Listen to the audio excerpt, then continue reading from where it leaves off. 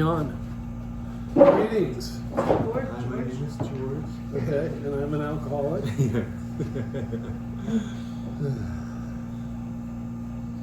you for doing this. Yeah. It's fun.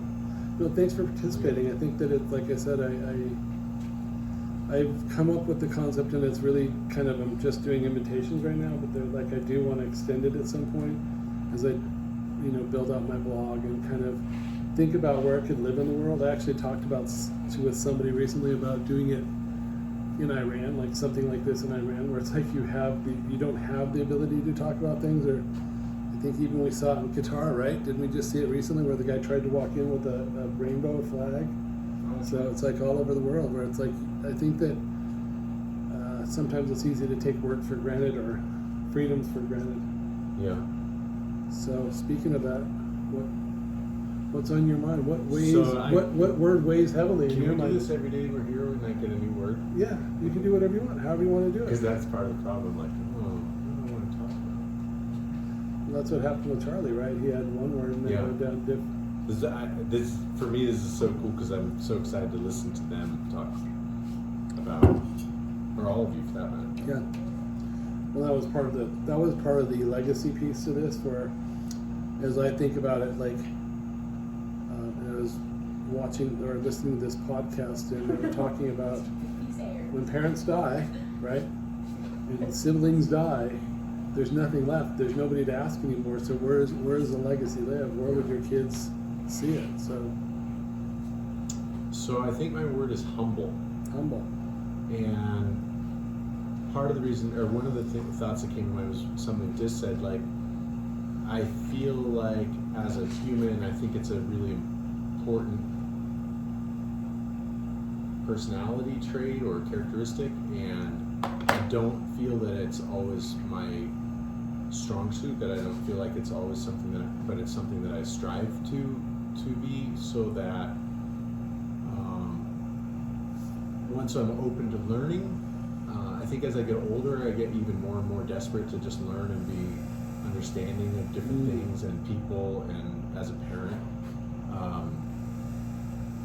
I'd like to think that I'm open to my children being how they want to be and make life how they'd like to be, but kind of Charlie was implying this too, like I thought that's where he was going to go with his words, was feeling like we are,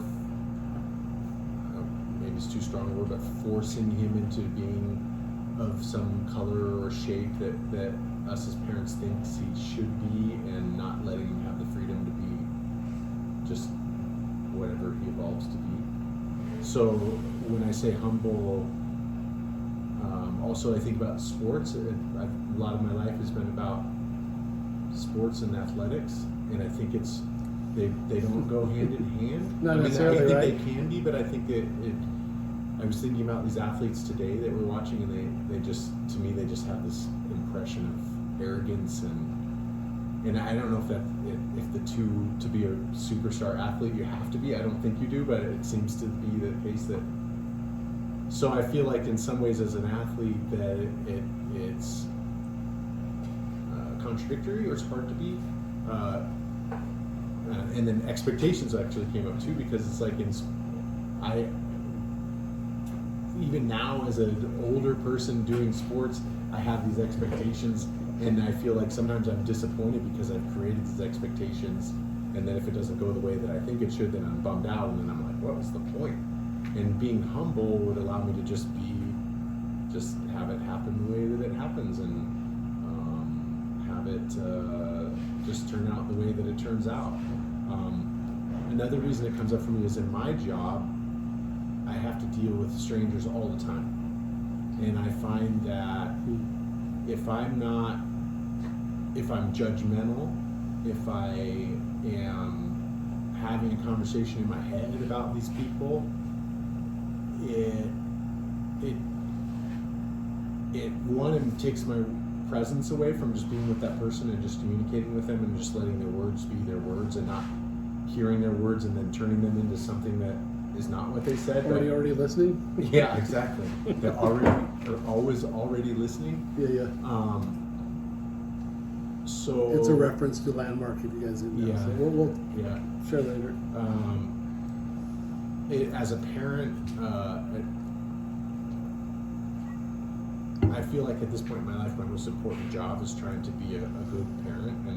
But do I really know what a good parent is? Well, that would I be don't my know, question. you know? And so in order for me to be a good parent, I feel like I have to be humble so that I can always explore for what is being a good parent and what is the best guidance for each of my children. Is it prescriptive or is it listening? And that could be a rhetorical question. I don't know if you want to go down the rabbit hole, but I just like it becomes a very interesting notion for all of us as far as parents, because I know that I could be both prescriptive and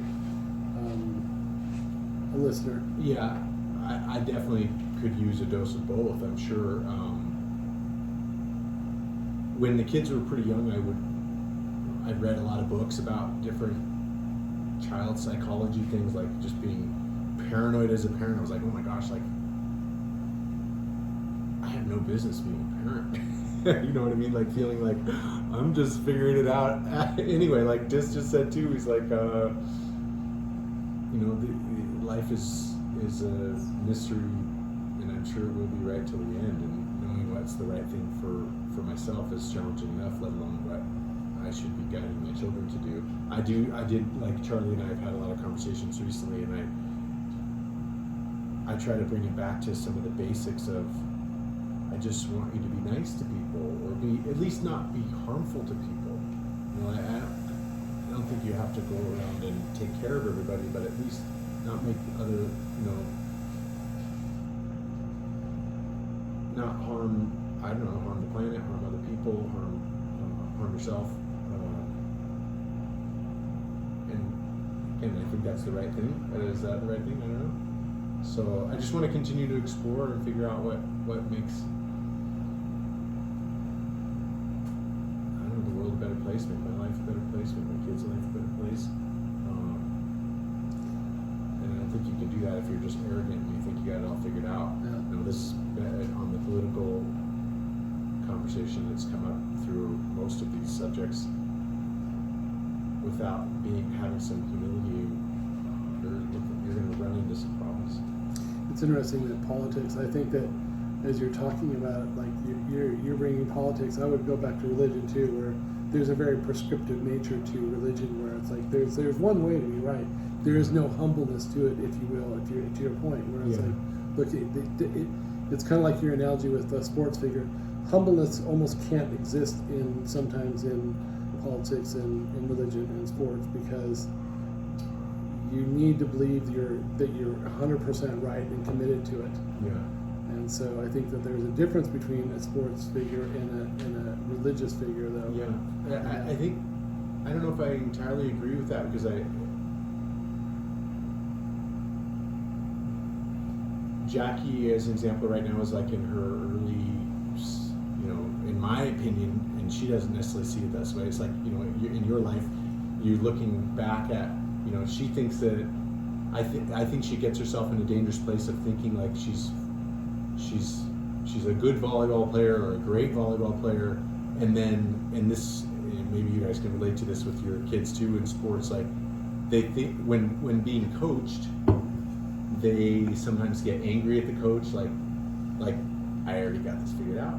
Like, why are you telling me that? Like, are you trying to tell me that I'm bad or whatever? And so we have this conversation over and over about being open to criticism and being open to the fact that you have more to learn and that you can get better. And so in other words, as an athlete, if at any stage in your life as an athlete, if you are of the mindset, I got it all figured out, then it is over. It might be over from as far as growth or improvement or whatever. And I'm making this analogy to, I think life is that way too. Like I feel like if you're humble, then you're more likely to be open to just learning. And I remember being in a class, I was in Ecuador, I was in a class, it's a Spanish class on speaking in a language that I barely know, and we're having a conversation about capital punishment. And at the beginning of the class, I was like dead set sure that I thought it makes all kinds of sense. And it was so awesome because I sat in a room full of a bunch of my peers and students that had all kinds of perspectives about it, and I never had a conversation like on that subject in particular, but one like that where by the end of that class I was like, I don't believe that. But I could have sat there and been really rigid about like shut down or angry or insistent or whatever it happens to be, but not open to different opinions, and I was totally swayed. And I think being humble allows you to get there in all kinds of areas, whatever that subject might be. So, and I think in politics in particular, it'd be incredibly valuable for people to And they're not. be open to being flexible and being open to some middle ground or some compromise or You don't see it different much. perspective. Or that's actually one of my largest resistance to religion is my grandmother was super rigid around religion, and I felt like the end result was so alienating to people, and they on one hand profess kindness and caring and love, but at the same time have no tolerance for things that fell outside of the parameters of her beliefs, and sadly I think that occurs in lots of religions. I don't know all religions, but I've seen too much of it, and I think it creates conflict and barriers and limitations and unintended consequences. I agree. I think there are religions that profess to be humble, if you will, or self-reflective, that always tend not to be. Yeah. I've really not seen one yet, but I'm open to believing that there is one out there. That they are able to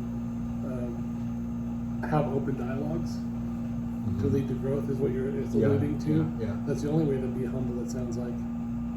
So. Yeah. Don't you think you are freed up to be humble? Or, let's see if I can get this question right. Is it the lack of humility the result of insecurity? Don't you think that you are more freed up to be humble when you are confident, and I'm using the sports analogy, Yeah.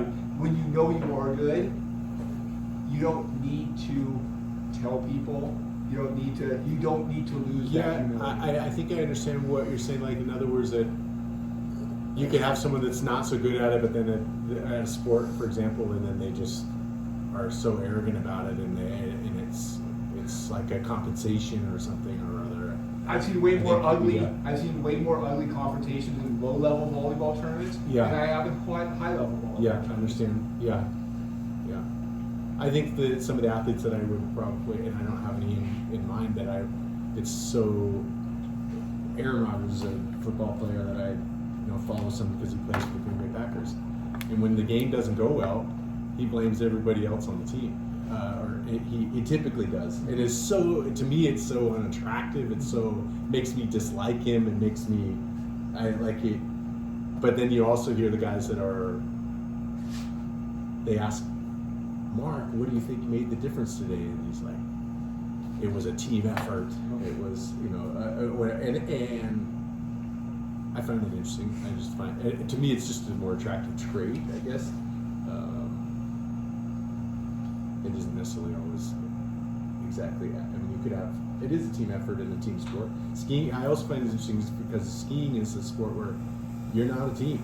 It's me and the clock and me and the mountain, and I'm all by myself, and there's nobody to blame when it doesn't go right. And that's so different than being in a team sport in regards to, I don't have any.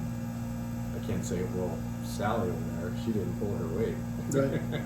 It's all on you. Exactly.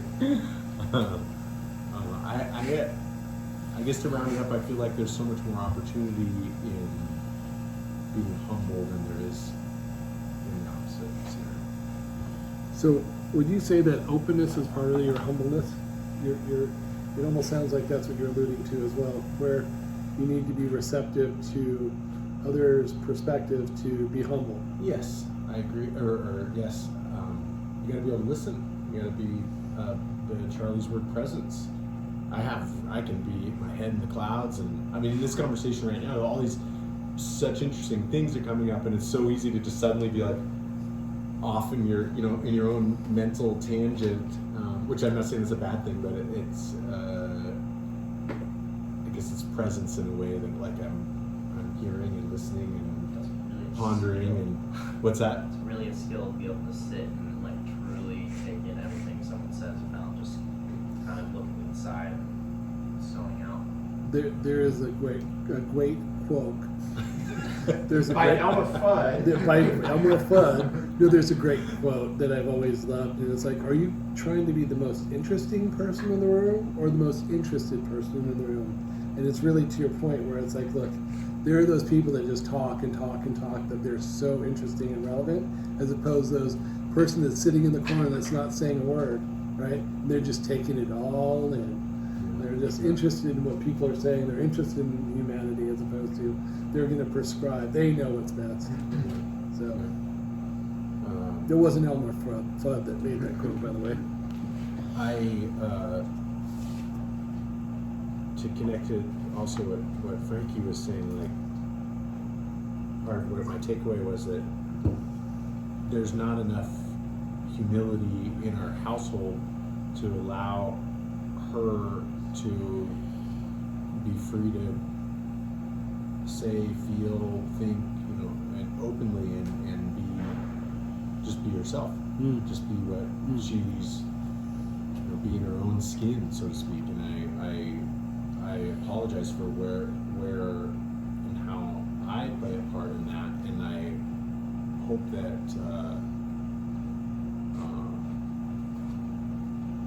I just want you to be able to just be yourself, create your own. If you are agnostic, or that's okay. I when I was talking, or when she's talking about this, I was like, oh my gosh. So just recently Mary Kay was upset about that exact subject, and she asked me, do you believe in God? And I have to say, and I have to say that I'm confused on the subject, and I would say I'm definitely more leaning in the no direction. But I lied to her about it. I didn't say it because I was like, I can't deal with the consequences. Just recently, just in the last couple weeks, and I just said, yes, I do. As I'm thinking, oh my gosh, I can't. There isn't the freedom, at least with her, to not. I don't know what the consequences of that would be. I don't know what that would be. I mean, for some people, that would be, we need to get a divorce. We can't be a couple. We can't date. Right. Whatever level that is. We can't be friends. Right. If somebody feels like they can't be with you because you're a Republican or a Democrat, I don't know where you go with God if you're a devout religious person. That's one of the very few things that I somewhat like about my school. Is like there's a lot of very extreme people, Yeah. but then there's like a lot of us are able to just be friends. Like there's this kid in my class, his name is Justin. He's very Republican, whatever. He goes hunting and not the type of person that I would expect to enjoy, but I love him. He's so nice. He's like a great person outside of that, not necessarily that makes you a bad person. Yeah. It's just like my school has in some cases found ways to like even it out. And then it's like we can have discussions, especially now that we're not sophomores. Like when I got to the school and it was like, are you kidding? Like one kid said he wanted to ethnically cleanse the school, which if you know what that is. That's scary stuff. Yeah.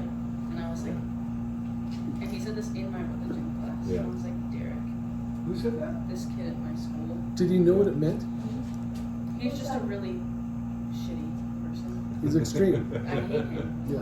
which is Yeah. extreme, but I don't like him. He's a horrible person, and he's said terrible things all the time, and he's apologized to me for it, but like,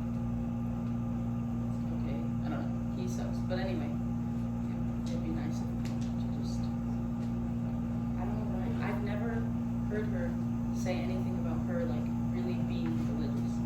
She doesn't like pray, she doesn't go to church, like nothing. She